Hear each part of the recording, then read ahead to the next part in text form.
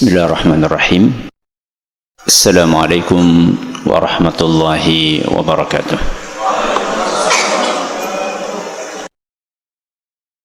Alhamdulillahi rabbil alamin. Wa bihi nasta'inu ala umuri dunya waddin.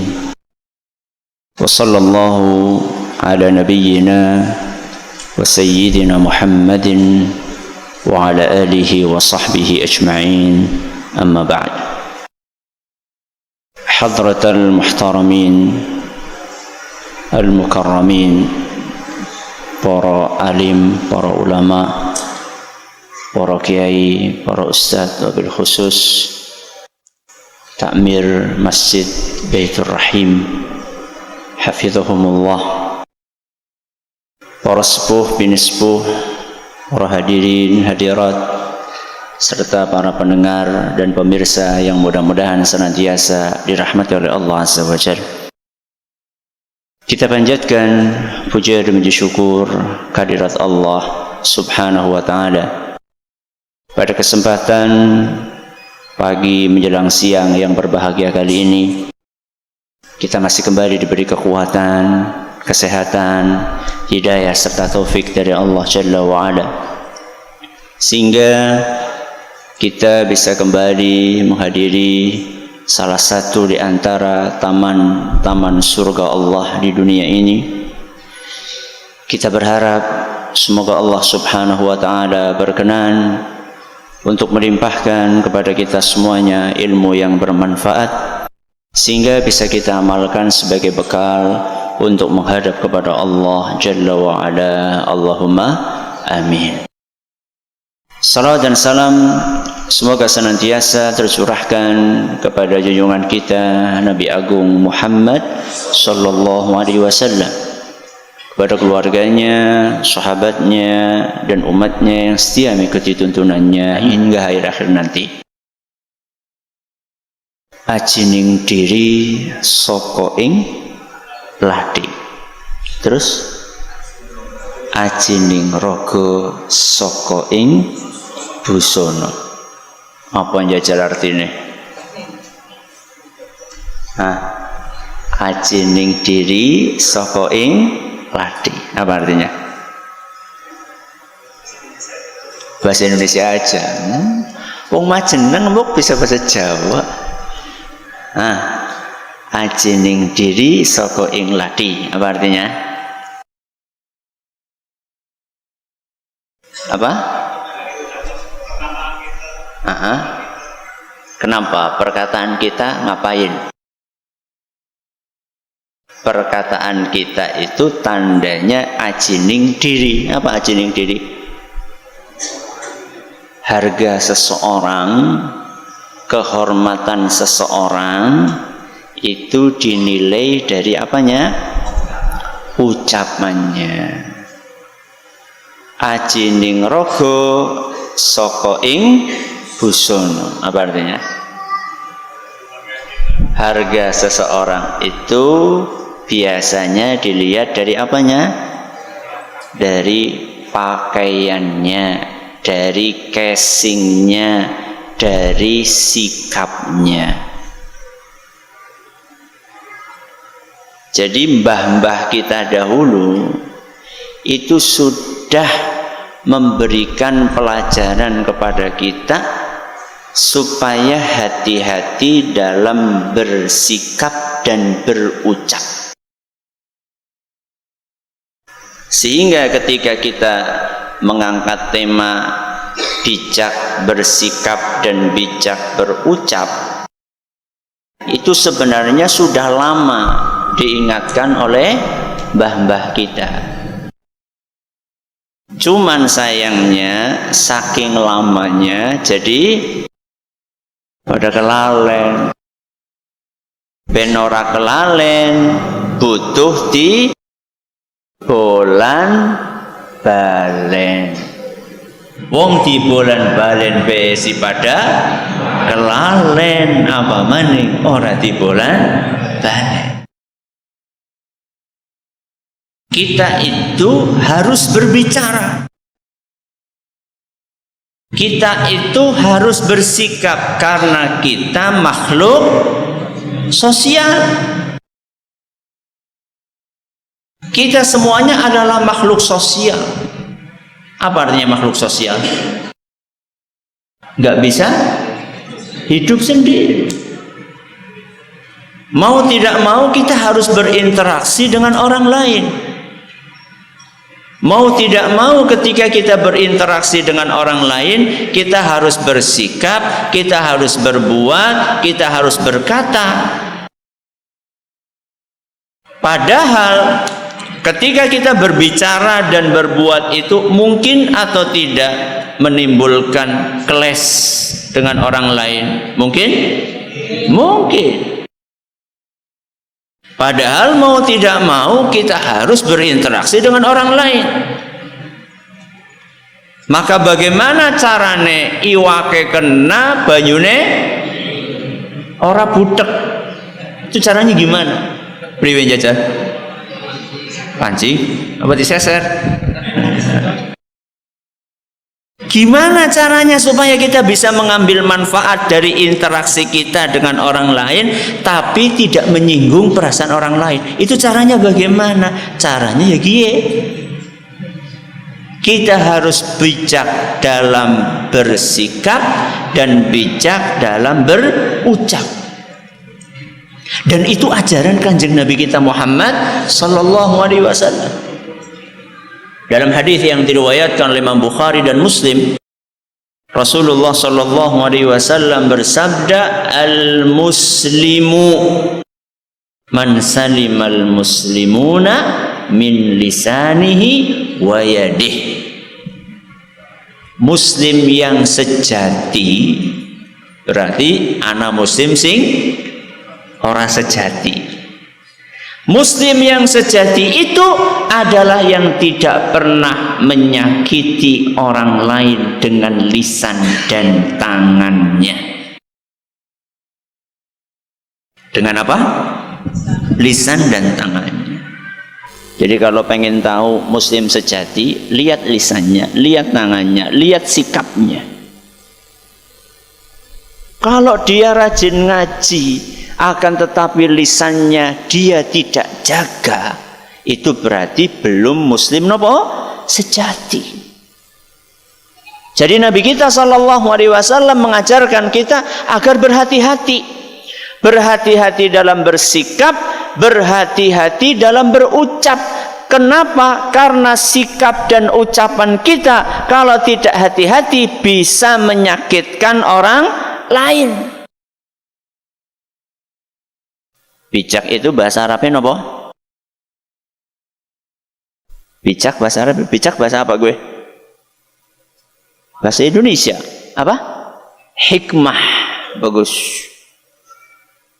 Dapat hadiah lah. Milih sing pundi, aja sing kantor di situ ya. Mau yang mana, Pak?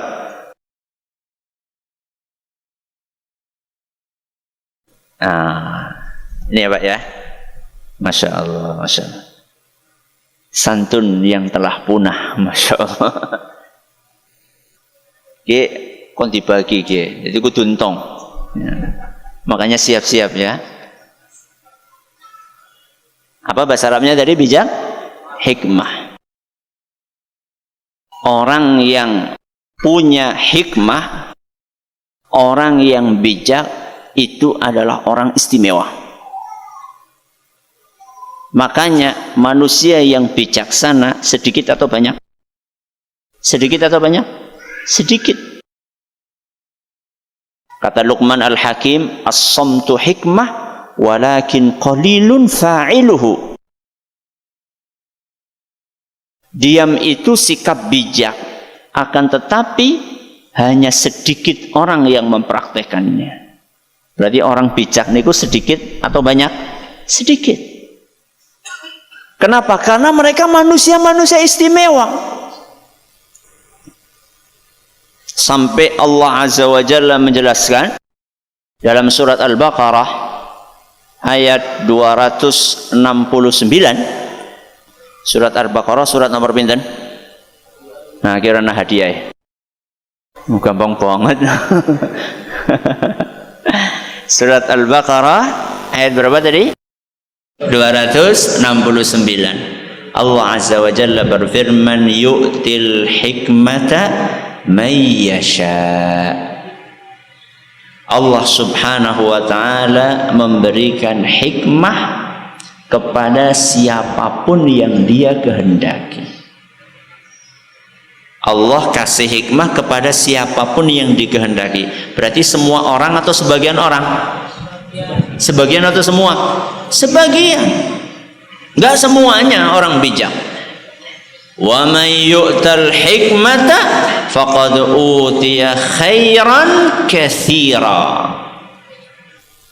Kemudian Allah melanjutkan, barang siapa dikaruniai oleh Allah hikmah, maka dia telah mendapatkan karunia yang sangat istimewa. Berarti hikmah niku karunia apa mboten? Karunia. Apakah artinya karunia ngenteni nang omah bae tanpa usaha? Bukan. Walaupun hikmah itu adalah karunia, tapi kita harus berupaya untuk mendapatkannya. Jadi sudah dibacakan oleh Pak Kiai ayat walladzina jahadu fina lanahdiyannahum subulana.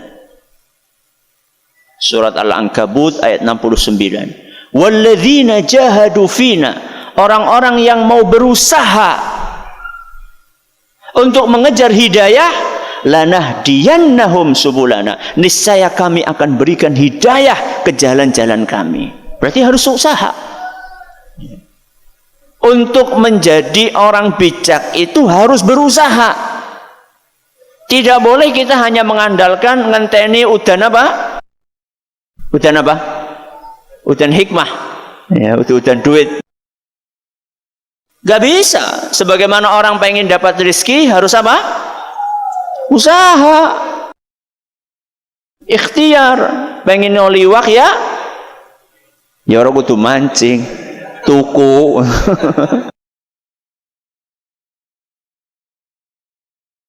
Jadi orang supaya hikmah, supaya bijak, dia harus berusaha. Harus apa? Harus berusaha. Bagaimana usahanya? Usahanya harus belajar. Ini yang pertama. Harus berilmu.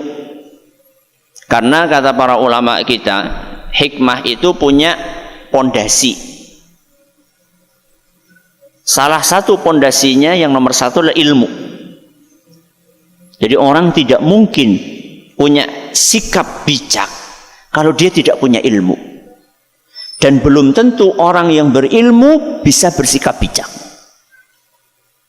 Wong sing duwe ilmu be ora mesti bisa bijak, apa maning sing orang duwe, gitu loh maksudnya.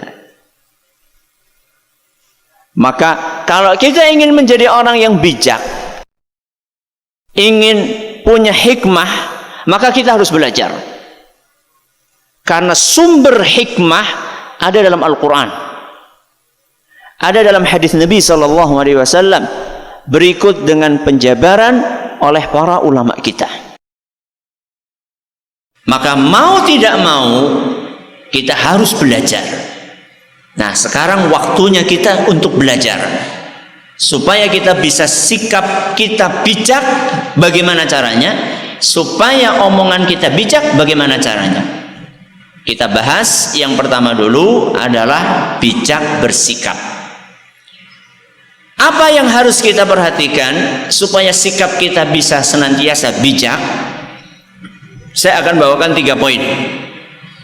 Berapa poin? 3 poin. Temut-temut ya. Siap-siap ya. Hadiah siakeh. Yang pertama, kalau orang ingin sikapnya bijak, maka yang pertama dia harus memperbaiki hati. Apa yang pertama? Memperbaiki hati. Dening hati orang nyambung temen. Sikap itu lahir atau batin? Sikap itu lahir atau batin? Lahir. Hati batin. Loh, kita lagi bahas lahir, kenapa kita menyinggung masalah batin? Nyambung atau tidak? Nyambung apa ora? Nyambung. Nyambungnya kepeksa atau nyambung? Nyambung. Karena semuanya berawal dari hati. Kata siapa? Jangan kata saya barusan. Kata Rasulullah sallallahu alaihi wasallam dalam hadis riwayat Bukhari dan Muslim. Hadis yang sering kita dengar, ala wa inna fil jasadi mudghah. Idza salahat salahal jasadu kulluh wa idza fasadat fasadal jasadu kulluh ala wahiyal qalb. Sesungguhnya di dalam tubuh manusia itu ada segumpal daging. Seandainya segumpal daging ini baik, maka seluruh anggota tubuhnya akan baik. Seandainya segumpal daging ini rusak, maka seluruh anggota tubuhnya akan rusak. Ketahuilah segumpal daging itu adalah qalbu. Orang Indonesia mengistilahkan apa? Hati. Jadi orang sikapnya pengen baik, pengen bijak, harus diawali dari perbaikan hati. Makanya orang Arab mengatakan kullu ina'in bima fihi yandhuhu. Setiap wadah itu akan mengeluarkan isinya. Isinya apa? Orang pada berubah. Ya, kalau saya kayak gini nanti utah. Ya, saya minum aja. Bismillah. Isinya air putih. Setiap wadah itu akan mengeluarkan apa? Isinya. Kalau isinya air putih, maka keluarnya air putih. Kalau isinya dirubah, maka keluarannya juga akan berubah. Ini kalau diisi madu, keluarnya apa? Madu. Kalau diisi racun, keluarnya racun. Orang sikapnya akan baik diawali dari hati yang baik. Karena sesungguhnya sikap seseorang itu adalah potret dari isi hatinya. Saya kasih contoh.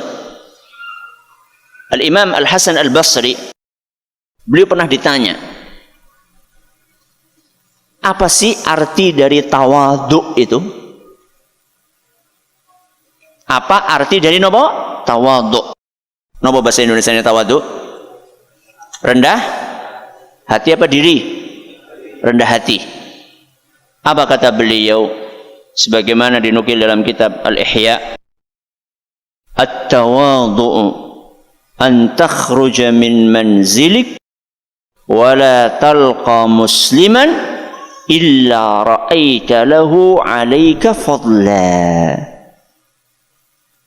Tawadhu itu ketika engkau keluar rumah ketemu sama muslim siapapun,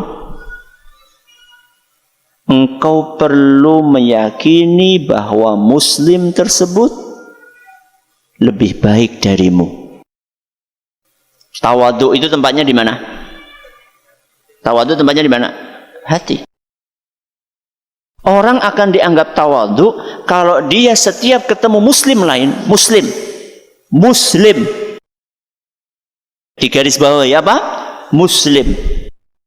Muslim itu tergantung warnanya apa. Yang penting dia muslim. Apapun warnanya, selama dia muslim. Ketika kita ketemu sama dia, kita menganggap orang ini lebih baik dari kita. Itu tawadhu. Mau tidak mau, ketika kita punya keyakinan di dalam hati seperti itu, mau tidak mau kita akan bersikap baik kepada siapapun muslim yang kita ketemui.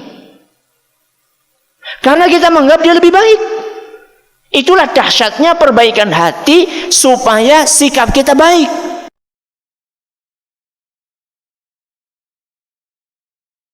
Nembe ngaji wingi sore,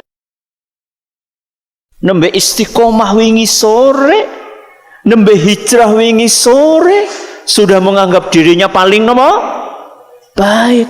Gak bener itu. Itu sombong namanya. Kita ketemu sama orang lain, selama dia muslim, bisa saja dia lebih baik dari kita. Lebih baik apanya? Mungkin ilmunya lebih banyak dibandingkan kita. Mungkin apa betul? Mungkin. Wa fawqa kulli dhi ilmin alim. Di atasnya orang yang berilmu masih ada yang lebih tinggi lagi ilmunya. Mungkin dia ilmunya lebih tinggi dari kita. Wah, mau tamatan SD, nyung tamatan S1. Nah, oke. Mungkin ibadahnya lebih banyak dibandingkan kita. Mungkin? Mungkin.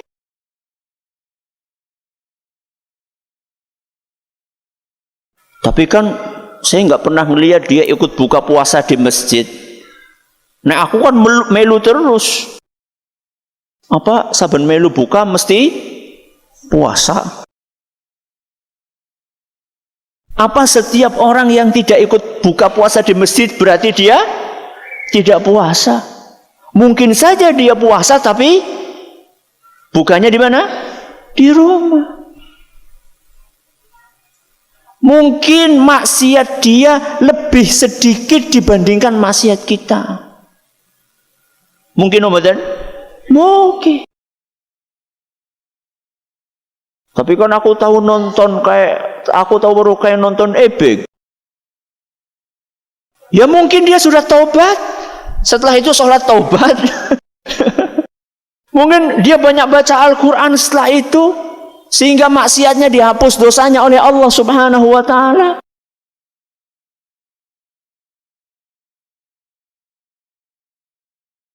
Maka langkah yang pertama supaya sikap kita bijak adalah apa tadi? Memperbaiki hati. Yang kedua, setelah kita perbaiki hati, maka langkah yang kedua adalah cerdas menempatkan diri. Napa? Cerdas menempatkan diri. Atau bahasa lugasnya tahu diri. Nek mandan lugas. Saya tadi pakai bahasa yang mandan halus. Cerdas menempatkan apa? Diri. Ketika kita ingin menjadi manusia yang bijak, kita masuk ke sebuah komunitas. Kita bergabung dengan orang yang lagi duduk-duduk. Pinter-pinterlah menempatkan diri kita. Kita itu siapa? Kita duduk dengan para ulama, tahu diri. Kita itu bukan ulama. Kita gabung dengan para profesor, kita tahu diri. Kita cuma S1. Aja SD katun. Ya, kita cuma S1. Kita masuk ke grup apa? WA. Lihat di grup itu siapa? Ustadz, ulama, kiai. Kalau ada apa-apa tunggu, jangan komen dulu. Nunggu para ulama, para ustadz apa? Komen. Kalau di situ ustadz semuanya, Anda ustadz apa? Senior apa? Junior. Ya. Loh, ustadz juga anak ajarin anak. Nanti saya bawakan.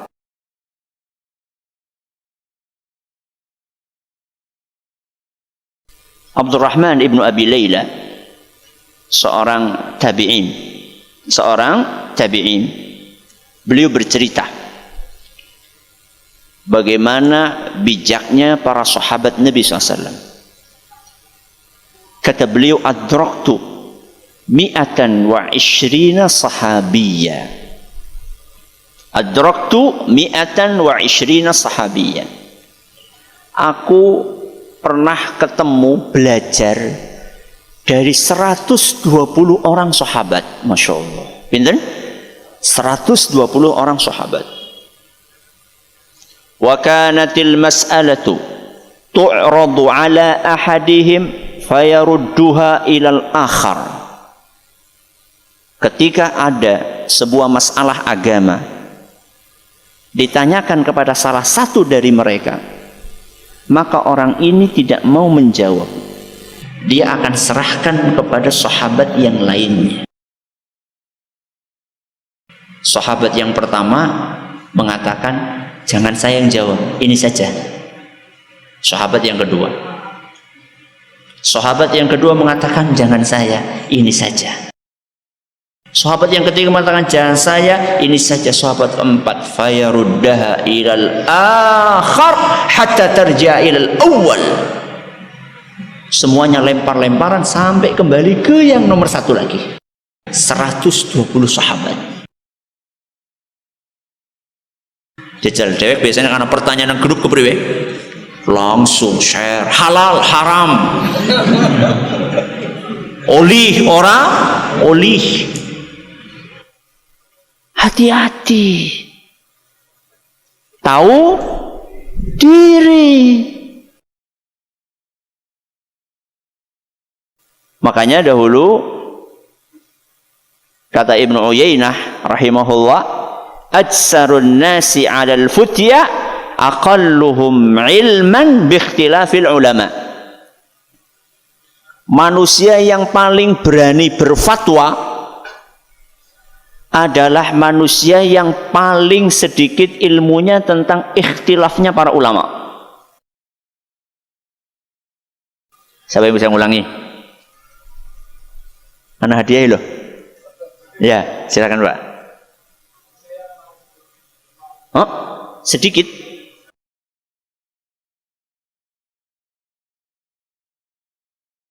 Iya ya, paling banyak berfatwa, paling sedikit ilmunya tentang. Masya Allah, monggo Pak, silahkan. Alhamdulillah. Lautan hikmah, ki bukunya hikmah kabeh ki, Masya Allah. Apa kata Imam Ibnu Uyainah? Orang yang paling berani, paling banyak berfatwa adalah orang yang paling sedikit ilmunya tentang ikhtilaf para ulama. Jadi jangan gampang-gampang kita untuk mengatakan halal, haram, boleh, tidak, kalau kita belum menguasai dalil-dalil dan perkataan para ulama. Jangan mentang-mentang nyumbuk wis tamat pondok pirang tahun, ya lumayan, kiralah ya setahun. Takoni kancane, kowe nang pondok kepriye? Wah, ngantuk nang kelas ngantuk bae. Apa yang kedua? Pandai menempatkan diri. Cerdas menempatkan diri. Jadi orang yang bijak itu adalah ketika dia masuk ke sebuah komunitas, masuk ke sebuah wilayah, bergabung dengan orang lain, dia akan mengamati situasi dan kondisi dulu. Jadi kalau jenengan pengen tahu orang yang bijak itu, coba perhatikan orang bertemu dengan orang lain dengan sebuah komunitas, lihat nek wonge akeh ngomong, urung apa-apa bisa apa? Akeh ngomong, ini bukan tipe manusia yang bijak. Tapi ketika kita lihat, oh orang ini diam dulu, diperhatikan dulu, ini siapa, tanya, kasih siapa, oh ternyata kiai besar, oh maka kita bersikap yang baik, ya. Itu si siapa? Oh ternyata itu adalah pensiunan apa gitu ya. Walaupun cuma apa? Pensiunan ya. Tapi kan dia masih punya link-link ke sana kemari, walaupun cuma apa? Pensiunan atau purna wirawan ya. Yang kedua adalah cerdas, apa tadi? Menempatkan diri. Yang ketiga, pandai memposisikan orang lain. Kenapa? Pandai memposisikan orang lain. Kalau tadi kan kita ngomongin apa? Diri sendiri. Kita ini posisinya di mana nih? Sudah ketahuan ya, saya di sini. Setelah itu baru kemudian kita melangkah, setelah kita tahu posisi kita di mana, level kita di mana, baru kita pintar-pintar untuk memposisikan orang lain. Sikap kita kepada orang lain ini bagaimana? Dan itu wejangan Rasulullah SAW. Kata Aisyah radhiyallahu anha ummul mukminin, sebagaimana dinukil oleh Imam Muslim dalam muqaddimah kitab sahihnya, amarana Rasulullah sallallahu alaihi wasallam an nunazzilan nasa manazilahum. Kata Aisyah radhiyallahu anha, kami diperintahkan oleh Rasulullah sallallahu alaihi wasallam untuk memposisikan orang lain sesuai dengan kedudukannya.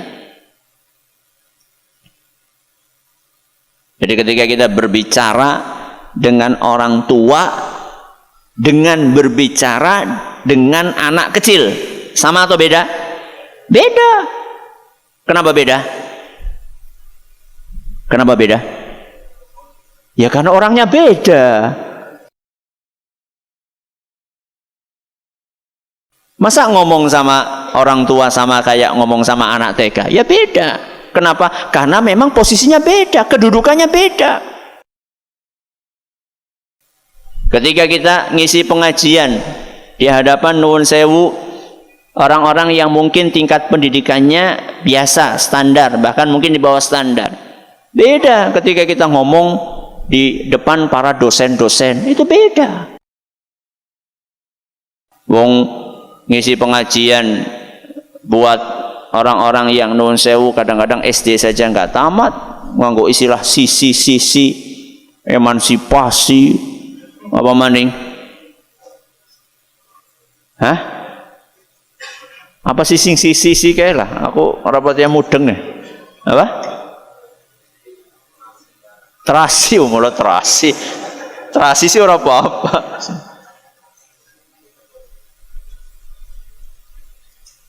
Jadi memposisikan orang lain sesuai dengan kedudukannya itu adalah termasuk ajaran Rasulullah Sallallahu Alaihi Wasallam.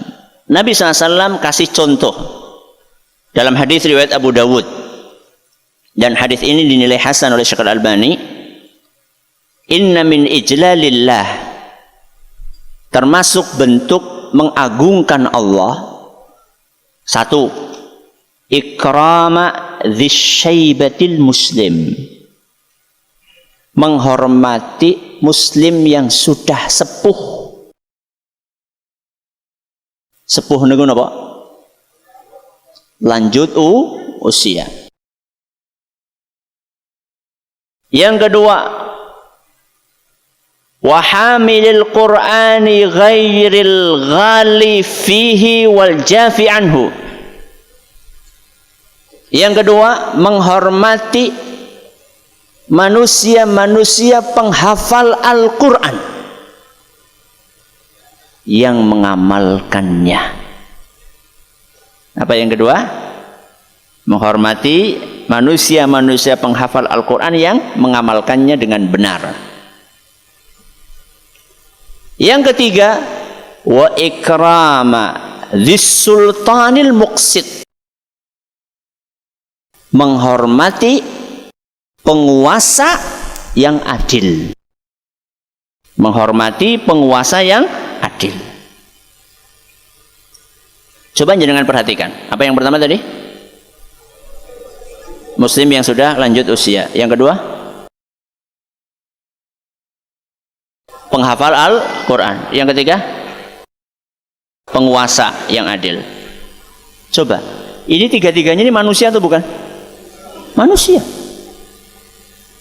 Sebagaimana kita juga manusia. Kenapa tiga orang ini disebutkan oleh Nabi SAW secara khusus? Bahkan Nabi SAW mengatakan inna min ijlalillah, termasuk bentuk pengagungan kita kepada Allah, kita menghormati tiga jenis manusia ini. Kenapa? Karena mereka memiliki sesuatu yang tidak dimiliki oleh orang lain. Satu, siapa tadi? Muslim yang sudah tua. Muslim yang sudah tua itu minimal dia memiliki sesuatu yang tidak kita miliki, apa? Tua. Itu minimal. Dia lebih tua dibandingkan kita. Terus apa lagi? Pengalaman. Makanya ada istilah sudah banyak makan asam garam. Dan mungkin amal solehnya lebih banyak dibandingkan kita.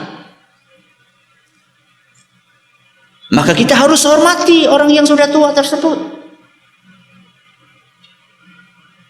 Ada kejadian subhanallah menarik sekali. Di zaman Nabi SAW, ketika peristiwa Fathu Makkah. Peristiwa apa? Fathu Makkah, penaklukan kota Makkah. Ketika Nabi SAW masuk kota Makkah, ada sebagian penduduk Makkah yang telat masuk Islamnya. Salah satu yang telat masuk Islam itu siapa? Ayahnya Abu Bakar. Sinten? Ayahnya Abu Bakar As-Siddiq.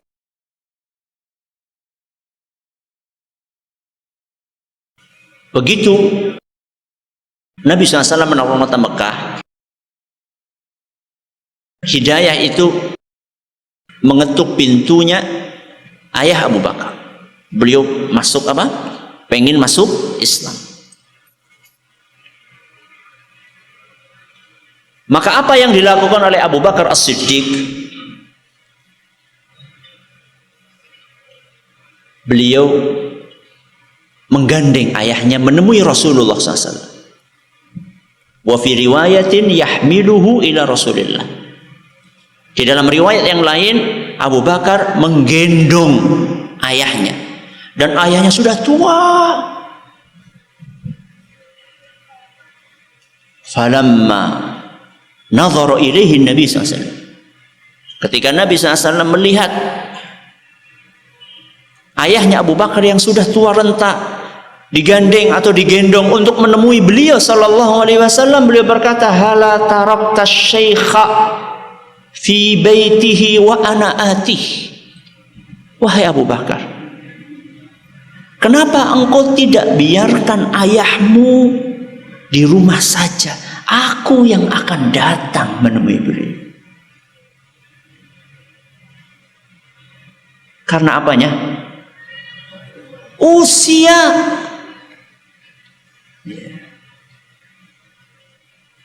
Harusnya semakin banyak kita mempelajari sunnah Nabi SAW, harusnya unggah-ungguh kita itu semakin baik.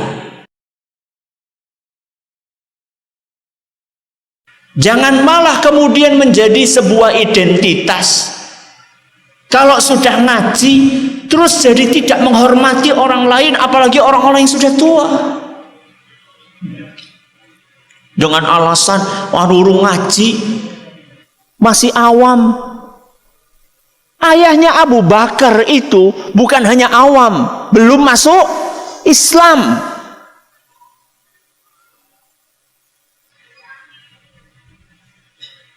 Makanya tadi hadis yang kita baca di awal tadi, yang 3 orang itu, apa kata Nabi SAW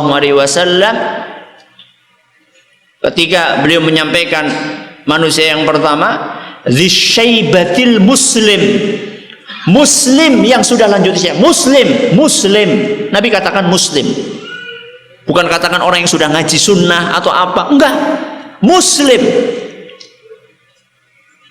Setiap muslim yang lanjut usia, kita diperintahkan untuk menghormatinya. Kita yang muda ini kalau ketemu sama mereka, kita yang salam duluan. Liyusallimus shaghir 'alal kabir. Yang muda suruh salam duluan kepada yang tua. Itu nasihat Nabi SAW.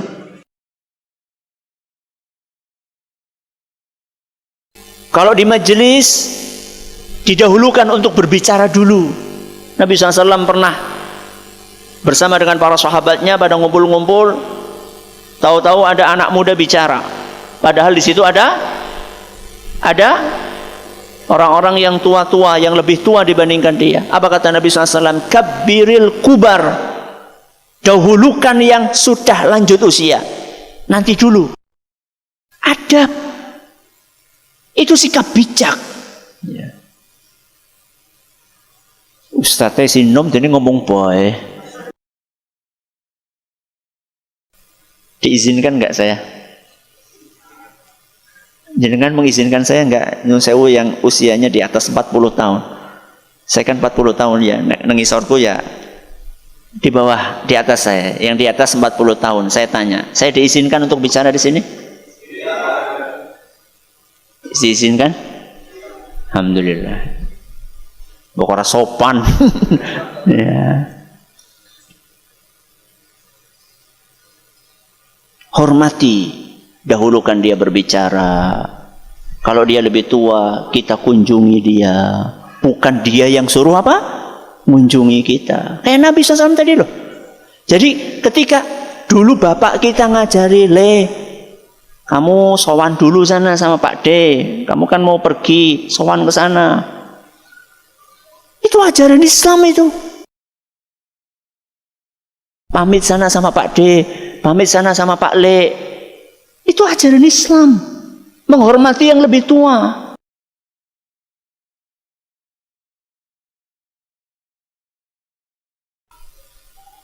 Kalau dalam bahasa Jawa itu ada kromo apa? Ada kromo inggil, ada kromo, ada ngoko. Bahkan Rasulullah SAW sampai mengatakan, laisa minna man lam yuwakkir kabirana, man lam yarham saghirana wa yuwakkir kabirana. Bukan termasuk golonganku orang-orang yang tidak menyayangi yang lebih muda dan tidak menghormati yang lebih tua. Bukan termasuk golonganku, kata Nabi SAW. Hati-hati.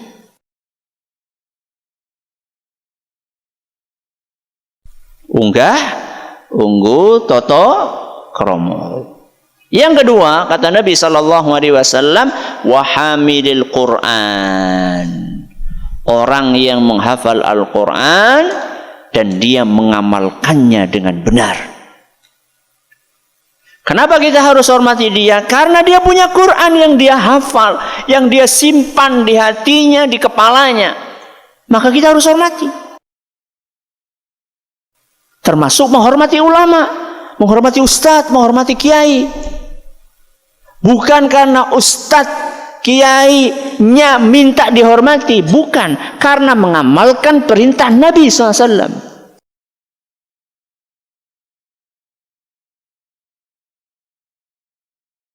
Dahulu para sahabat, kalau nggak salah Ibnu Abbas kalau nggak salah, itu ketika ketemu Zaid bin Thabit, seorang ulama sahabat Nabi SAW,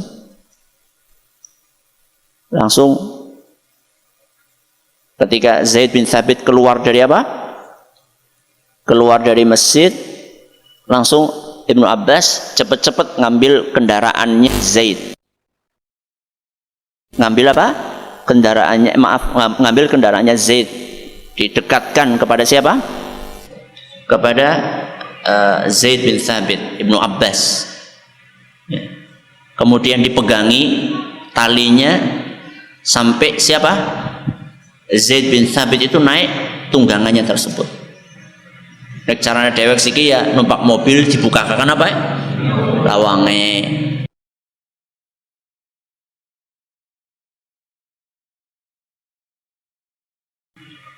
Maka Zaid bin Thabit itu mengatakan la taf'al. Wahai Ibnu Abbas, jangan kau lakukan. Engkau kan keluarga Nabi SAW. Engkau kan ningrat. Kalau istilah sekarang adalah berdarah apa? Berdarah biru. Kamu kan masih kerabatnya Nabi SAW. Aku bukan apa-apanya. Tidak punya hubungan apa? Hubungan darah. Kalau secara nasab lebih tinggi siapa? Ibnu Abbas. Apa kata Ibnu Abbas? Hakadha umirna an naf'ala bi ulama'ina. Seperti ini yang diajarkan oleh Nabi SAW untuk kami praktekkan kepada para ulama kami.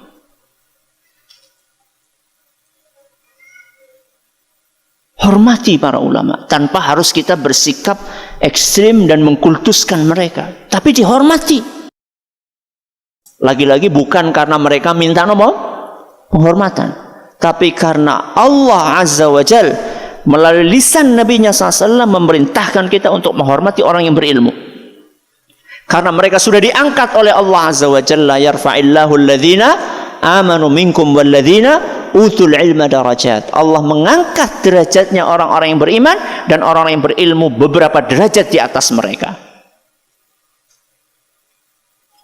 Muslim yang sudah sepuh, apa tadi? Penghafal Al-Quran, terus penguasa yang adil, penguasa, pemerintah. Pemerintah perlu untuk dihormati. Untuk maslahat kita sebelum maslahat dia. Kenapa demikian? Karena ketika pemerintah itu direndahkan, dihina, akhirnya dia tidak ada harganya di mata masyarakat. Lalu aturan-aturan yang dimunculkan, yang dibikin tidak dijalankan oleh rakyatnya. Karena pemerintah itu sudah tidak dipercaya, dianggap hina, dianggap rendah. Siapa yang akan kena getahnya pertama kali? Rakyat atau pemerintah? Rakyat sebelum pemerintah. Saya kasih contoh mudah. Masih ingat tahun 98? Masih ingat? Apa? Indonesia itu mengalami beberapa orde. Ada orla, orde lama. Ada orba, orde baru. Dan ada order, orde reformasi. Betul? Peristiwa 98. Ketika orang-orang mereka mengangkat suara, kemudian mengepung Istana atau Senayan satu yang dikepung? Hah? Senayan ya, maupun Senayan, merubuhkan pagar, teriak, membakar ban. Saya tanya sama jenengan, korban paling banyak saat itu siapa? Rakyat biasa atau pejabat? Rakyat biasa. Lebih banyak korbannya rakyat biasa, bukan pejabatnya. Pejabat dia punya fasilitas. Mana apa-apa numpak helikopter, nyongkaran jenengan, sepeda ontel. Dia punya tentara, dia punya ajudan. Kita punya Allah. Akan tetapi situasi dan kondisinya mencekam saat itu, kita yang dirugikan pertama kali.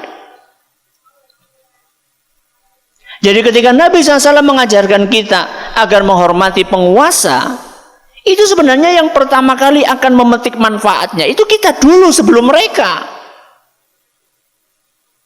Apa jadinya negara tanpa penguasa? Apa jadinya? Chaos. Tulisannya chaos. Ya. Berantakan, hancur-hancuran. Makanya sekarang muncul tulisan enak zamanku toh. Ya. Saya bukan termasuk kroni-kroni beliau, bukan. Tapi ayo kita berpikir yang jernih. Bahwa ketika kita tidak menjalankan nasihat Nabi SAW supaya menghormati penguasa, akhirnya kita mengalami hal-hal yang tidak enak, yang sampai sekarang masih kita rasakan. Ya tapi kan penguasanya gini, banyak salah gini. Oke, banyak salah. Yang punya banyak salah itu apa cuma penguasa? Rakyatnya banyak salahnya atau tidak? Banyak, pada. Terus didiamkan. Yang ngomong mendiamkan itu siapa? Dinasehati, tapi nasihatnya dengan cara yang baik.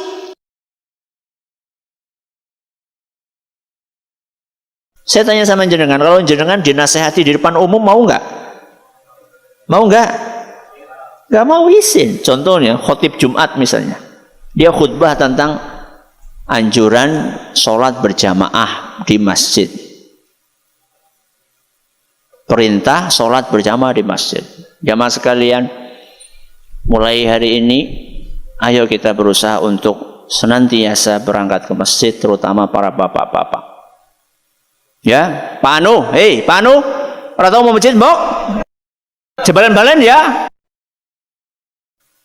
Priwe kira-kira?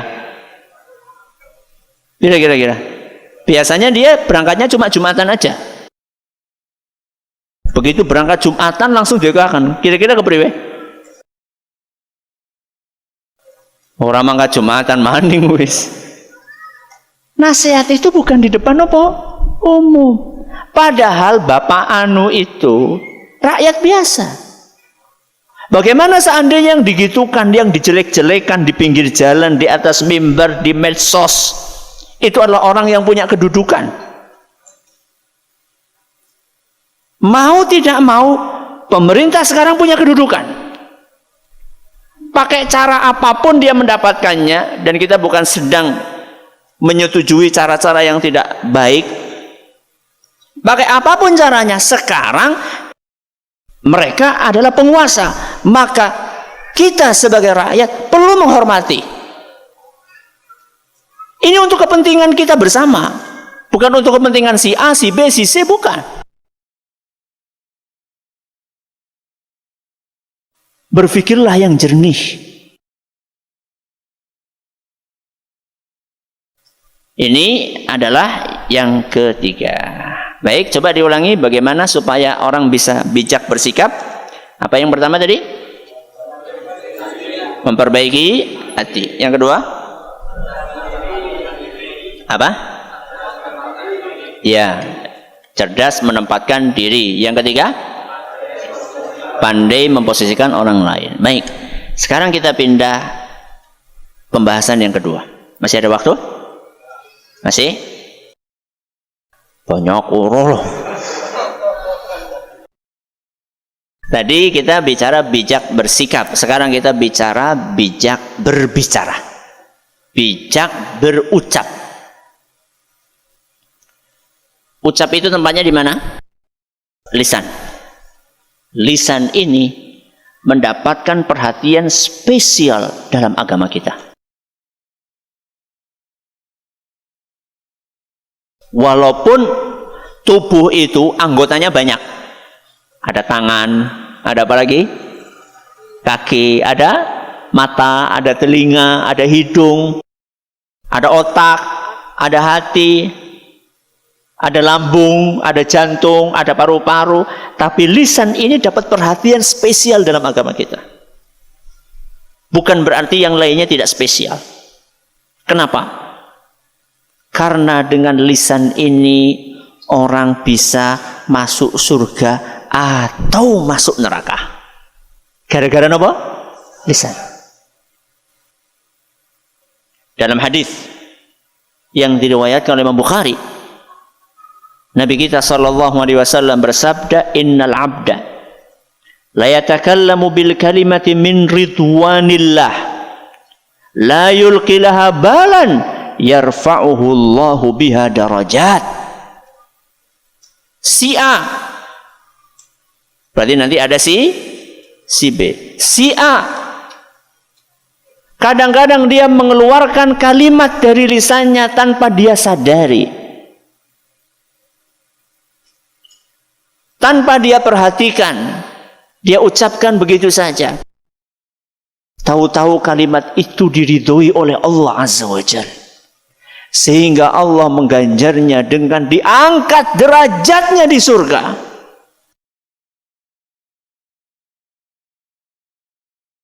Panjenengan pernah dengar kitab judulnya Sahih Bukhari? Pernah? Dengar pernah?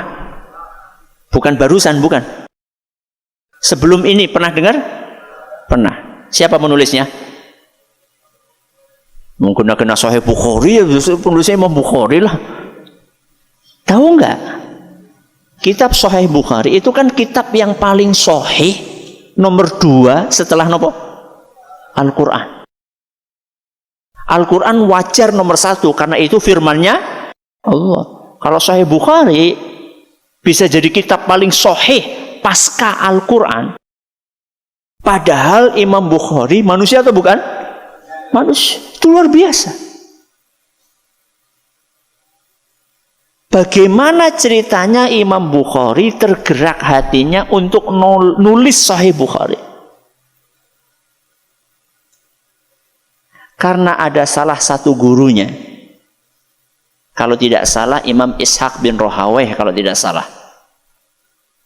Beliau pernah pas lagi ngajar, murid-muridnya pada hadir, salah satunya siapa?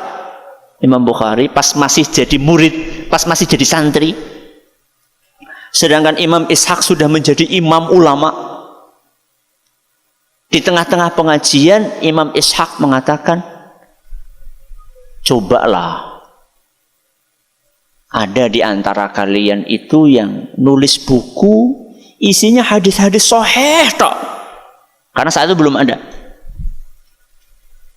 Coba siapa di antara kalian mau meluangkan waktunya untuk mengumpulkan hadis-hadis sahih dalam satu buku. Nasihat itu kan cuma sekilas gitu. Kata Imam Bukhari, begitu saya mendengarkan nasihat itu, langsung nasihat beliau masuk ke hatiku. Dan semenjak saat itu saya berazam dan menghabiskan waktuku untuk mengumpulkan hadis sahih. Beliau kaji satu persatu hadisnya, diteliti sanadnya, diteliti matannya. Berguru dari satu guru ke guru yang lain. Guru Imam Bukhari tahu berapa? 1000 gurunya. Dan semuanya ahlu sunnah. Datang ke sini, datang ke Baghdad, datang ke Irak, datang ke Mekah, datang ke Basrah, datang ke ini, kumpulkan hadis-hadis tersebut. Setelah dikumpulkan, diteliti mana yang sahih, mana yang tidak. Setelah diteliti, sudah dia bisa simpulkan, beliau bisa simpulkan ini hadis sahih. Sebelum beliau cantumkan di dalam Sahih Bukhari, beliau salat istikharah terlebih dahulu. Padahal Sahih Bukhari itu ribuan isinya. Berarti beliau berapa kali salat istikharah? Ribuan kali istikharah. Sampai menjadi dengan izin Allah kitab paling sahih di muka bumi, nomor 2 setelah apa? Al-Quran.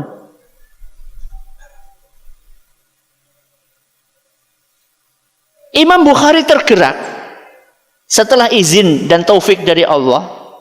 Karena apa tadi? Nasihat sepotong dari gurunya. Kira-kira yang dapat pahala apa cuma Imam Bukhari? Hah? Gurunya dapat pahala. Mudah-mudahan beliau Imam Bukhari, guru-gurunya dan kita semua mudah-mudahan dimasukkan oleh Allah ke surga. Jadi setiap kita belajar Sahih Bukhari atau mendengarkan dari tadi kan sudah berapa hadis yang diriwayatkan Bukhari. Setiap kita mengambil faidah, manfaat dari hadis itu, Imam Bukhari insya Allah dapat pahalanya. Gurunya juga dapat. Jangan meremehkan satu kata yang keluar dari mulut kita. Itu satu kata si A masuk ke mana? Surga. Kemudian Nabi melanjutkan, wa innal abda la yatakallamu bil kalimati min sakhatillah la yulkilaha balan yahwi biha fi jahannam. Si B mengeluarkan kata-kata yang tidak dia perhatikan isinya, ternyata itu mendatangkan kemurkaan Allah sehingga dia dijebloskan ke dalam neraka jahanam cuma gara-gara satu kata. Makanya dengan satu kata orang bisa keluar dari Islam, bisa masuk ke Islam. Satu kata orang bisa nopo? Keluar dari Islam. Gara-gara nopo? Mengucapkan kata-kata syirik, kata-kata kufur, murtad, menghina Rasul SAW, menghina Al-Quran, menghina agama Islam. Awalnya Muslim, gara-gara satu kata itu bisa nopo? Keluar. Dan ada orang dengan satu kata dari non-Muslim bisa jadi Muslim. Nopo niku? Syahadat. Padahal sama-sama kata. Tapi yang satu memasukkan orang ke Islam, yang satu mengeluarkan orang dari Islam. Dengan satu kata, yang halal bisa jadi haram, yang haram bisa jadi halal. Apa gue? Haram jadi halal. Apa? Qabiltu nikahaha. Apa? Akad nikah. Awalnya haram, langsung apa? Halal. Halal. Begitu Anda mengatakan qabiltu, terus yang samping-samping pada mengatakan apa? Sah. Kue wis sah, kue wis halal, tapi ya aja nang kono. Engko ngeteni nang kamar. Tapi sudah halal dengan satu kata. Tapi juga dengan satu kata yang halal jadi haram. Nopo? Terpegat alias nopo? Talak, cerai jadi haram. Padahal awalnya halal. Jadi kalimat atau kata-kata yang terucap dari lisan dalam agama kita itu diperhatikan banget. Makanya kita harus nopo? Bijak. Bagaimana supaya kita bisa bijak dalam berucap, dalam berbicara? Kata Imam Al-Mawardi rahimahullah dalam kitab beliau Adabud Dunya Waddin, syaratnya 4. Pinten? Syaratnya 4. Yang pertama kata beliau, an yakuna lil kalami da'in yad'u ilaihi imma fi ijtilabi naf'in imma fi ijtilabi naf'in atau daf'i dhararin. Yang pertama, mempertimbangkan manfaat sebelum berbicara. Apa yang pertama? Mempertimbangkan manfaat sebelum bicara.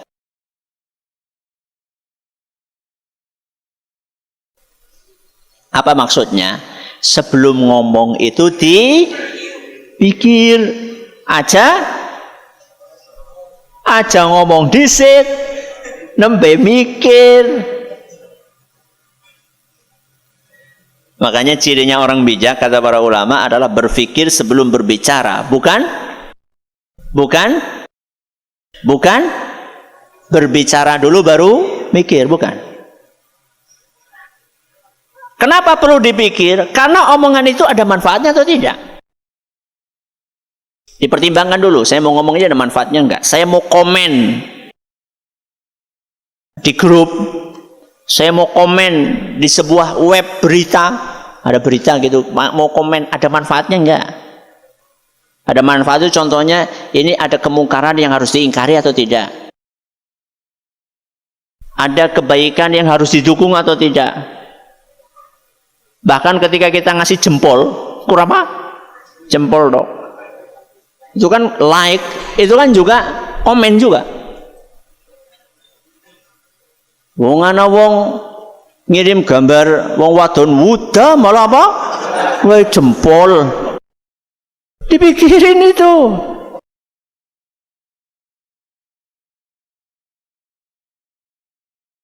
Manfaatnya apa? Kita komentar. Kalau setelah dipikir-pikir saya mau ngomong ini ada manfaatnya, kayaknya nggak ada deh. Atau bahkan malah lebih banyak mafsadatnya. Lebih baik nopo? Diam. Itu nasihat Nabi SAW. Dalam hadis riwayat Bukhari dan Muslim. Man kana yu'minu billahi wal yawmil akhir falyaqul khairan au liyasmut. Barang siapa yang beriman kepada Allah dan hari akhir, hendaklah dia berkata baik, nek ora bisa meneng, diam, itu lebih selamat. As-samtu hikmah, kata Luqman Al-Hakim. Banyak diam itu sikap bijak. Tapi diam yang bermanfaat. Jadi ada wong, "Pak, masjid sini ngendi? Aku lagi bijak ya." Bukan.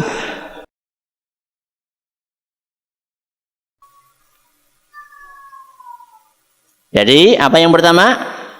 Mempertimbangkan manfaat sebelum bicara. Yang kedua,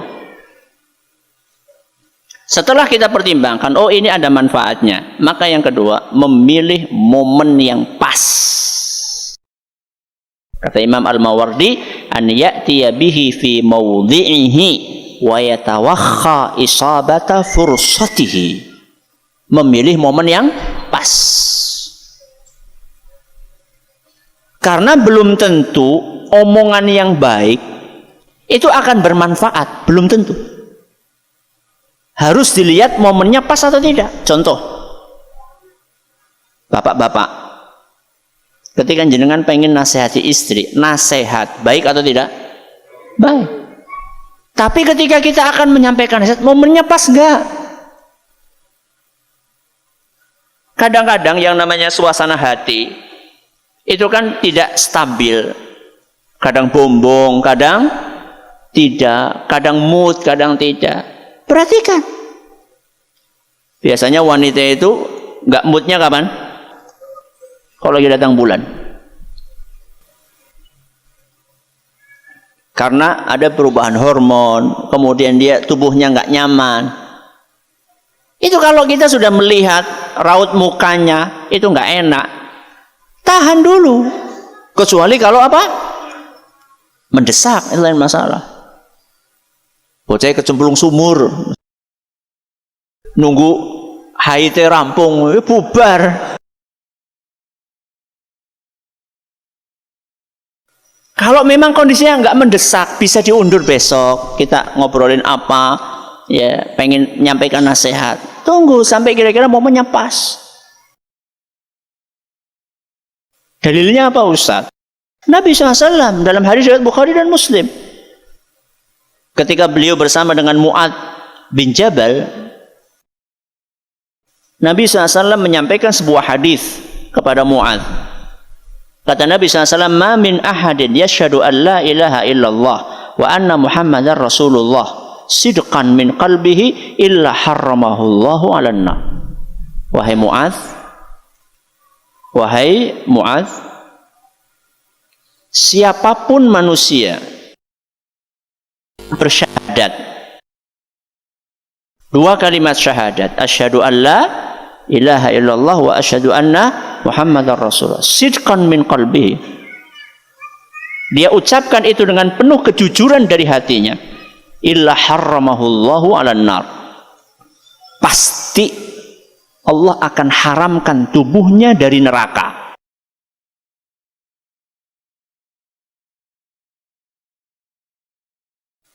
Ini enak atau tidak ini?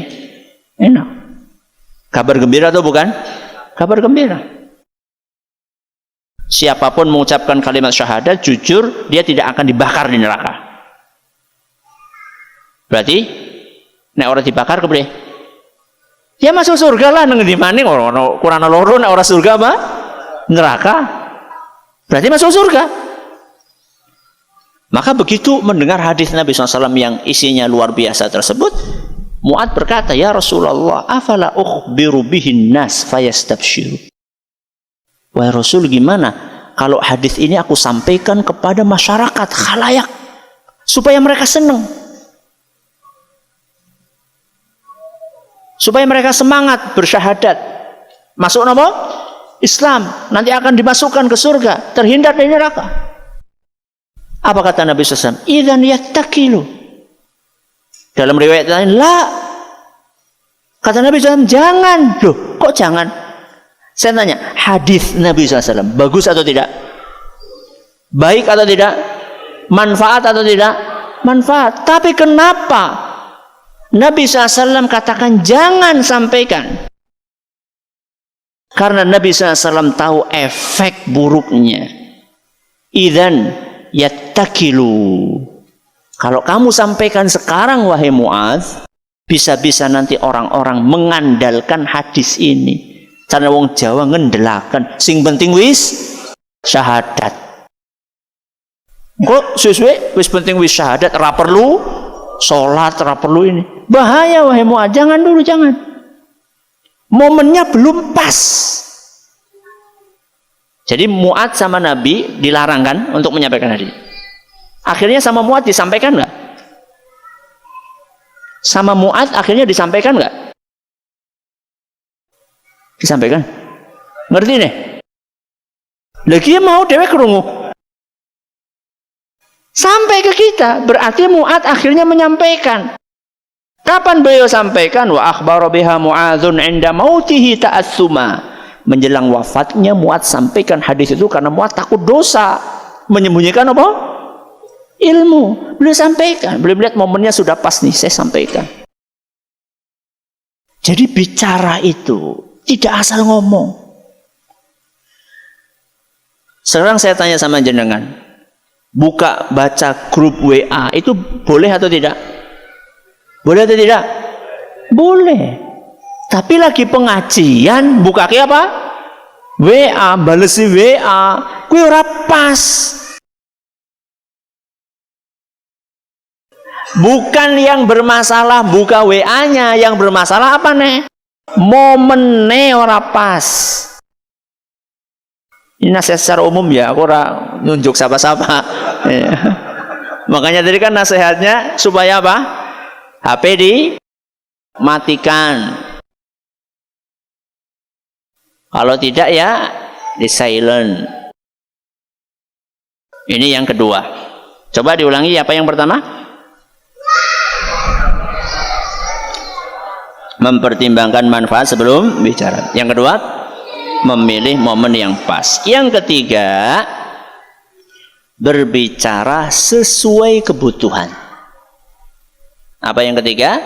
Berbicara sesuai kebutuhan. Kata Imam Al-Marwardi, asy-syartu tsalits an yaktasira minhu ala qadri hajatihi. Sesuai dengan kebutuhan. Coba dipertimbangkan. Oh ya, saya kayaknya menyampaikan ini cukup 5 menit. Ya sudah 5 menit. Oh, saya kayaknya perlu waktu 10 menit, 10 menit. Yang namanya kebutuhan itu tidak bisa dipukul rata. Harus 5 menit? Enggak. Harus 10 menit? Enggak. Kebutuhannya berapa? Kalau memang cukup dengan satu kalimat, nggak usah 2, 3, 4, nggak usah. Kenapa? Biasanya yang lebih-lebih ini itu kadang-kadang malah nambah dosa. Secukupnya. Kalau memang perlu sampai 1 jam seperti ini, ya 1 jam. Jadi jangan usah kon akeh meneng malah ngomongnya akeh banget. Ya, bisa saja saya mengatakan perkataan Imam Mawardi, orang kalau mau bijak dalam berbicara syaratnya 4. 1, 2, 3, 4. Wassalamualaikum warahmatullahi wabarakatuh. Bisa. Tapi kan perlu dijabarkan karena memang ada kebutuhan. Kalau tidak perlu dijabarkan, ya nggak usah. Kenapa? Ya tadi itu fudulul kalam. Fudulul kalam itu adalah omongan yang berlebihan. Itu biasanya menyeret kepada dosa. Makanya kalau nggak percaya coba, kalau ibu-ibu sudah pada ngerumpi, kumpul-kumpul dengan tetangganya, ya orang kok ibu-ibu tok, bapak-bapak juga kadang-kadang iya. Kalau sudah ngumpul, biasanya ngomongin apa? Orang lain. Sudah, ini yang keberapa? Yang ketiga. Yang keempat, yang terakhir, memilih redaksi ucapan yang baik. Memilih redaksi ucapan yang baik. Kata Imam Al-Mawardi, asy-syartur rabi' an yatakhayyara al-lafdha alladhi yatakallamu bih. Memilih redaksi yang baik. Ya tadi sudah sampaikan, Dalam bahasa Jawa itu kan ada kromo, ada apa? Ngoko, ada kromo inggil. Itu kalau kita ngomong sama orang yang lebih tua ya, kita jangan pakai kata sampean, tapi pakai kata apa? Panjenengan. Bahkan kalau sama raja apa? Sinun ya. Ya, sinuhun apa ya? Itu memilih kata-kata yang pas itu perlu. Di SMS juga sama. Kadang-kadang kita SMS atau WA, pemilihan jenis hurufnya saja itu bisa berpengaruh. Kalau kita nulis WA huruf besar semua, itu beda dengan kita nulis WA apa? Besar kecil besar kecil. Apalagi tambahi tanda seru. Tanda serunya telu maning. Ustadz tanya tanda seru telu. Kiwong lagi kesuh apa lagi apa? Kita harus perhatikan yang seperti ini. Allah berfirman dalam Al-Quran, wa qulu linnasi husna. Berbicaralah terhadap orang lain dengan baik. Surat Al-Baqarah ayat 83. Wa qulu linnasi husna. Berbicaralah yang baik, tulisan berbicaranya baik, lisan bicaranya baik, semuanya yang baik. Ketika kita bicara dengan orang tua kita, ingin menyampaikan masukan, sesuatu yang kita ketahui mungkin belum diketahui oleh orang tua kita, jangan menggunakan kata-kata yang terkesan menggurui. Kepak diwaca ben pinter, astagfirullahaladzim. Kok si siapa? Pilih kata-kata yang baik. Mikir. Dahulu Abu Bakar As-Siddiq kalau mau bicara itu beliau rancang dulu. Kita ini ya, kalau mau ngelamar pekerjaan suruh bikin surat nopo? Lamaran. Kuwi kira-kira boleh nulis suwe apa ora? Suwe, tok tulis ganti busuk maning. Nek zaman biyen kan tip X ya, tip X maning. Kalau sekarang kan delete ini. Terus sudah selesai, baca lagi, tanya kepada orang lain kira-kira cocok apa ora? Kita ini padahal cuma mau menyampaikan omongan kepada bos yang belum tentu kita diterima. Sekarang kita bicara sama orang tua kita yang sudah melahirkan kita, yang sudah membiayai kita, yang sudah merawat kita. Kok nggak milih bahasa? Apa lebih terhormat bos itu dibanding orang tua kita? Man ahakun nasi bihusni sahabati. Wahai Rasul, siapa manusia yang paling berhak untuk aku hormati? Apa kata beliau? Ummuka, ibumu. Itu siapa lagi wahai Rasul? Ummuka, ibumu. Itu siapa lagi? Ibumu. Baru kemudian siapa? Bapak. Bukan bosmu. Bukan berarti bos itu nggak dihormati. Tapi kehormatan kita kepada orang tua kita harus lebih besar dibandingkan penghormatan kita kepada bos kita. Ustaz, kami sudah menikah 6 tahun dan belum punya anak. Bagaimana cara menghadapi orang lain yang sering mencibir kami karena belum punya anak? Masya Allah, masa dicibir ya? Allahu Akbar. Caranya bagaimana? Sabar. Pertama begini, siapa sih yang menakdirkan jenengan sampai sekarang belum punya anak? Sinten? Allah.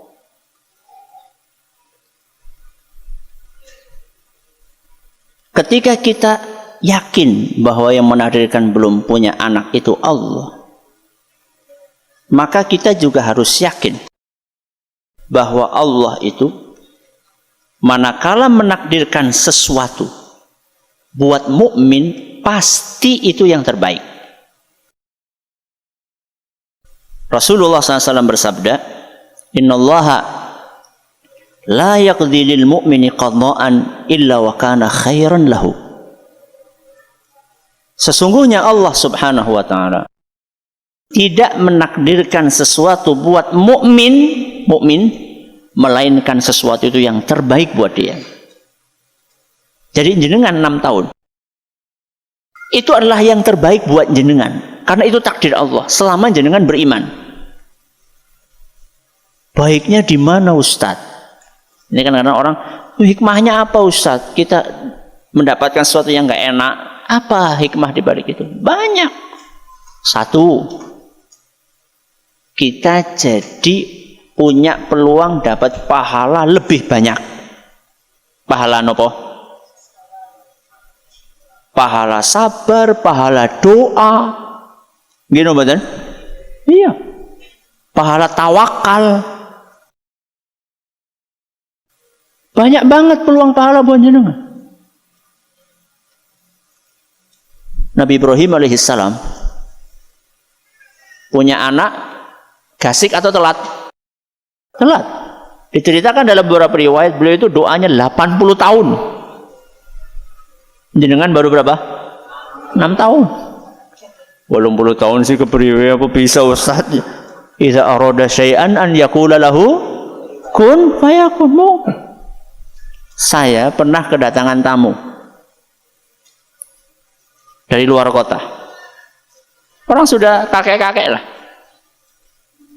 Bawa anak. Masih umur sekitar 5 tahunan gitu. Saya tanya, Pak, ini cucunya? Bukan, ini anak saya. Allahu Akbar. Anak jenengan? Iya, anak saya. Ceritanya gimana? Iya, saya lama Ustaz. Lama. Saya berusaha sana, berusaha sini, terus saya berusaha. Sekian puluh atau belas tahun saya nunggu. Sampai akhirnya beberapa tahun yang lalu istri saya hamil. Dan ketika istri saya hamil, saya itu senang campur was-was. Kenapa? Kok was-was? Senangnya karena penantian sekian tahun sudah diambang mata, di depan mata. Was-wasnya kisi anaknya siapa? Selama ini saya berhubungan dengan istri enggak? Jangan-jangan. Apalagi ada orang yang kemudian kayaknya bukan anaknya siapa kayak. Tapi Ustadz, begitu saya lahir, begitu anak itu lahir Ustadz, yang pertama kali saya lihat adalah hidungnya. Apa? Hidung. Begitu saya lihat hidungnya, kie anakku kie. Kenapa? Jadi tamu itu hidungnya kurang mancung. Hidungnya kurang mancung. Kan kita harus bijak berbicara. Hidungnya kurang mancung. Oke, anakku kayak pada hidungnya kayak nyong gitu. Itu hikmah yang pertama. Peluang dapat apa? Pahala. Yang kedua, mungkin saja Anda itu belum siap untuk punya apa? Anak. Sehingga justru itu kesempatan jenengan untuk mempersiapkan apa? Diri. Memperbaiki diri, membaca buku-buku, menghadiri pengajian tentang cara mendidik anak yang baik. Ada nggak orang tua sing dua anak tapi urung dua ilmu mendidik anak? Diwonge. Banyak. Mungkin Anda belum siap, maka Allah undur supaya Anda lebih siap lagi. Ini hikmah. Atau mungkin yang ketiga, Allah memang tidak berkenan untuk memberikan anak kepada jenengan. Mungkin. Kenapa? Karena bisa jadi ketika Allah berikan anak, anak itu nanti menjadi anak yang membuat beban buat orang tuanya. Mungkin atau tidak? Mungkin. Betapa banyak orang tua bocah pola, bapak kepradah. Gara-gara pola anak, orang tua yang kena mungkin. Ya tapi kan saya pengen dapat doa Ustaz dari anak saya. Kalau saya meninggal nggak punya anak, siapa yang mendoakan saya? Kok siapa? Yuake banget. Siapa? Muslimin dan muslimat. Kapan tuh ngakakan? Kapan? Ketika sholat. Apa jenengan? Tidak sadar ketika kita tahiyat apa bacaannya? Assalamu alaina. Terus wa ala ibadillahis sholihin. Artinya nopo jajal. Semoga keselamatan selalu dilimpahkan kepada kita dan dilimpahkan kepada seluruh hamba-hamba Allah yang soleh, termasuk solehah juga. Jadi kalau pengen didoakan orang sedunia, priwe carane? Jadi yang soleh. 24 jam jenengan ada yang doakan. Duh, 24 jam. Mau sholat ping 5? Iya, sholat ping 5. Tapi kan dari satu wilayah ke wilayah yang lain beda-beda. Sekarang ini lagi ada orang yang sedang zuhuran. Nanti setelah kita zuhur, ada yang zuhuran lagi di wilayah lain yang beda nopo? Beda waktu. Berarti 24 jam ada yang mendoakan kita.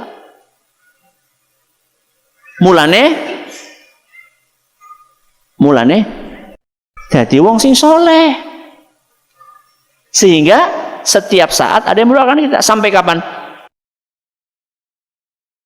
Sampai sholat hilang dari muka bumi. Selama masih ada sholat di muka bumi, maka kita kalau soleh kita bisa mendapatkan jatah doa tersebut.